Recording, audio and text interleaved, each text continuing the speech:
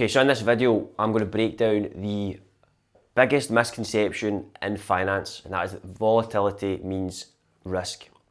Okay, so if you can internalize what I'm going to say in this video, this will completely change your view on investing. It will completely transform the way you view finances, and it gives you a stronger financial peace of mind.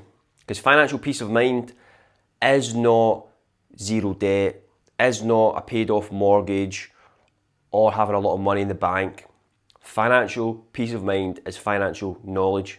So the more you know, the more you understand, the more peace of mind comes with that. So let's go into it. So, what is the definition of risk? Risk is permanent loss of purchasing power or capital. Risk is not price variance. So everything I talk about in this video, the greatest investors who have ever lived will agree with everything I say in this video. So you're talking about Warren Buffett, Charlie Munger, Howard Marks, Benjamin Graham, the list goes on. They will all agree with everything I say in the video. So let's talk about it. Let's start off by looking at the least volatile assets and compare their risk. So currency. Now currency has zero volatility. $100 is $100. It doesn't go up and down, it doesn't fluctuate.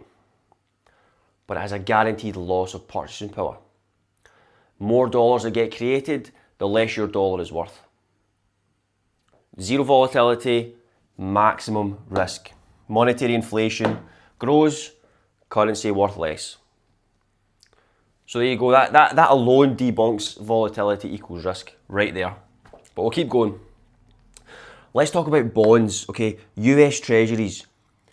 They can slow the bleed more than cash, but again, there is still risk involved. So bonds are often viewed as they have no volatility. That's also a lie. Bond yields can fluctuate. The value of your bonds can go down. If yields go up, your bond goes down. That alone is volatility and risk, because after the tax is paid, it cannot beat monetary inflation. Keep it really simple. Imagine your bond pays 4%, but monetary inflation's 4.5%. You still need to pay tax on the 4% yield. So after tax is paid, again, there's loss of purchasing power. So those are the two least volatile assets, but yet there's risk involved. Now let's look at the most volatile assets and see how risky they are. So let's talk about gold. Gold has a 5,000 year track record. Okay, gold's been around forever. So it's a volatile asset, but it's actually guaranteed to beat or match monetary inflation. So the more dollars that get created into the system, the gold goes up in value. Technically, gold isn't actually going up in value, it's just the dollar is going down in value. More dollars are getting created, it makes a gold more valuable. So gold, high volatility, low risk. Okay, gold is always going to be gold. And shockingly, gold has outperformed the S&P 500 over the last 25 years. That is because more dollars are getting created. More dollars getting created, gold becomes more valuable. And you're seeing that happening the more the US is in a deficit, means they're forced to have more dollars into creation, causing gold to go up. Let's look at blue chip tech monopolies. So blue chip tech monopolies have a high volatility, but is there risk? These companies will make more net profit in a quarter than some of the biggest companies in the world make in an entire year. Like, let's look at like Google, Apple, Microsoft, Meta.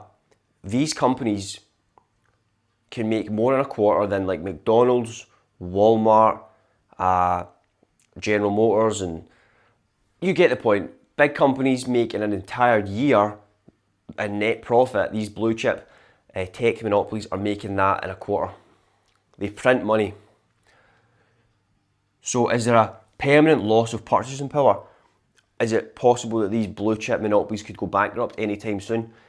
Near zero. Near zero for these companies that have more capital, more cash flow than entire nations. The actual risk in investing in a blue chip monopoly is your entry valuation. Okay, so we'll talk about that in a little minute. The only other element of risk I should mention is margin loan. If you're overly leveraged on a volatile asset, that is now risk. You've created risk for yourself because you've borrowed too much money against a volatile asset. Now it becomes risky. So I'm not talking about margin loans in this video. I'm just talking about the actual investment if the volatility is risky. Okay, because imagine a blue chip monopoly. The price is going up, the price of the stock is going up and down, but the company is still, it doesn't change the fact how much money that company is making, how much value it's providing.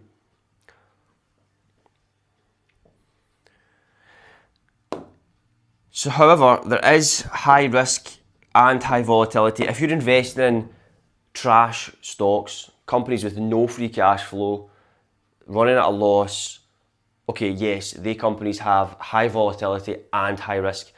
If you're even invested in these types of companies, low cap, high companies with no actual profits, this channel is not the channel for you because I don't waste my time investing in those kind of companies anyway. Let's talk about the S&P 500 because I was thinking about the S&P 500 before I was making this video, and it actually does have high volatility, but its risk I would say is medium because it simply is keeping up with monetary inflation. So the risk reward doesn't actually seem that attractive, to be honest with you. Because in 2008 it crashed 60%, in 2000 it crashed 50%, but what am I getting in return? In return, we are simply keeping up with monetary inflation. We're not beating monetary inflation, and if it is beating monetary inflation, it usually means the market potentially could be overvalued, which just builds up more potential risk. Or low return, at least low return. Here's a good point. Look into the Bernie Madoff fund. The Bernie Madoff fund had zero volatility, and yet it turned out to be a Ponzi scheme. So investors were attracted to it because they didn't like volatility, and actually they had 100% risk, 100% loss of capital because he was just a complete Ponzi scheme. And yet the chart actually just went up like a 45-degree angle. So that's more proof about the paradox between volatility and risk. Here's another one. Meta in 2022 was worth $90. The stock price was $90. Wall Street said this is a high risk because it crashed 70%. But in actual fact, it was still a tech monopoly, and it could arguably be the safest bet in 2022. And paradoxically, it's safer to invest in it when it was $90 than when it was $400 because it's protected by its earnings. The cash flow, the free cash flow, acts as like a safety buffer. And it's like a law of physics in finance where the market can only ignore that for so long before it just shoots the price back up. You know, there was a few other reasons that 2022 was a big liquidity contraction, so that is also to be factored in to why it crashed so aggressively. So let's look at the entry valuation. That's your true risk. If you're overpaying for a stock, it could be a great company, but if you're overpaying for it, then you're creating risk for yourself. See, Warren Buffett waited 40 years before he invested in Apple. He got Apple when it was something like a 10 price to earnings ratio. So he sat on his hands for 40 years before he made that entry, and it turned out to be one of his best investments. So sometimes sitting on T-bills and setting investments up for the good companies, paying a fair valuation, is a far more wiser investment strategy for a lot of people, like Warren Buffett. See, you've got to start viewing wealth as weight instead of viewing it as unrealised gains or unrealised losses. Unrealised gains and losses are pure vanity metrics. See, someone would happily sit with the S&P 500 and be quite happy with nominal portfolio gains, despite the fact that they might just be matching monetary inflation. Whereas someone else who's invested in Apple, the stock price isn't doing anything, maybe it's flat, but the company's making money, they actually have truer wealth because they view their stock as units of production. They don't care about the nominal gains as much, they care about the actual company generating free cash flow and earnings. That is far more important than just nominal gains. If you can internalize this and stop viewing volatility as risk, you can actually start to realize the volatility is the price of admission for wealth. Because if you want to actually outperform gold, then you've got to start looking at high productive assets like big tech, because these are the companies that can actually do that. Keep in mind, this is from a long-term investing perspective. On this channel, I don't even talk about selling stocks in the first place. So if you've got a short-term horizon, then you can't really invest in a volatile stock. But I don't believe that in this channel. We're all about holding the stocks for indefinitely, if possible.